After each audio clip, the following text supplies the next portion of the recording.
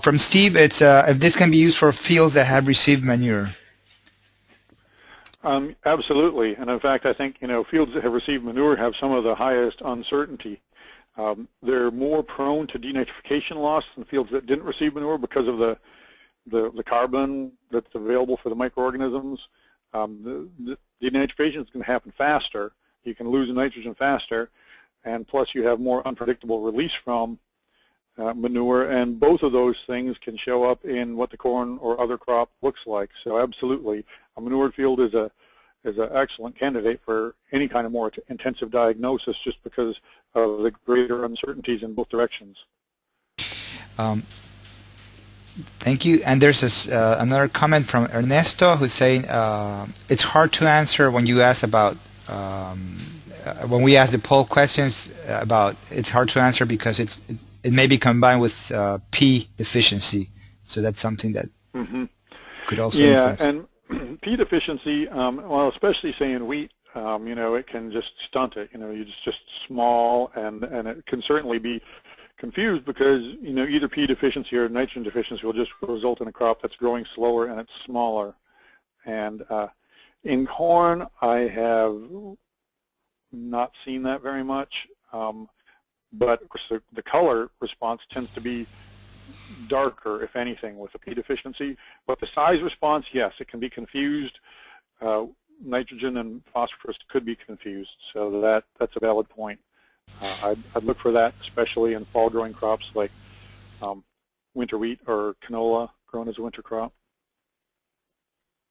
Okay, and then there's another question from Steve. He asks if when you mentioned 16 inches of rain, if it refers to rain after nitrogen application?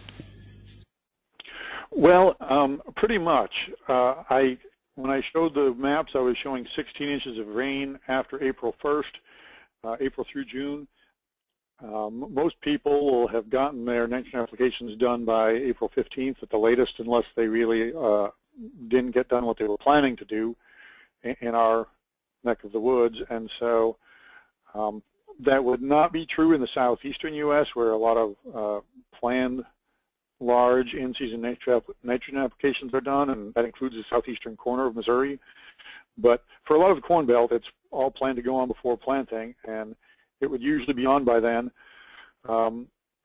For poorly drained soils, I actually count May and June rainfall more and not April, because even though the nitrogen is on, it's probably the denitrification rate is going to be pretty slow during April because of temperature. So if you're going with a planned side dress application, you're not going to have nearly as many problems with these kind of issues, and that's what people do in southeastern U.S. and other very humid regions. They plan to put on a lot of their nitrogen onto the growing crop because they can't get away with an all pre-plant application. So timing of the application is very important, yes. And then there's a last question from Jason, and it was mentioned a 32%. I don't remember in which part was the 32% dribble and how it was applied. I don't know if I get it was dribbled, and there may be some questions sometimes, but 2005, as I recall, that's when that was done. It was done on June 29th, and there was hardly any rain in July that year, and yet that dribbled nitrogen was quite effective. We got, in the places where it was needed, we got 28 bushels out of 40 pounds of nitrogen, and that's pretty efficient. And what it says to me was it really needed more than 40, because that means you weren't at the last increment of possible yield. So it needed more than 40, but that was very efficient. The delivery, I think, was excellent for that dribbled nitrogen, even in that quite dry July that followed the application. So I think a lot of people worry too much about the availability of surface applications to a crop.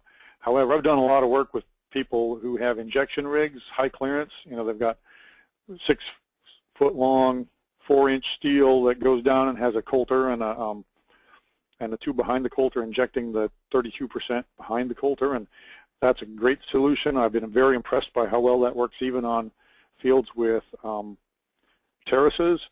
So I'm totally in support of that kind of a machine that injects. It's more trouble, it's more expensive, but it works great.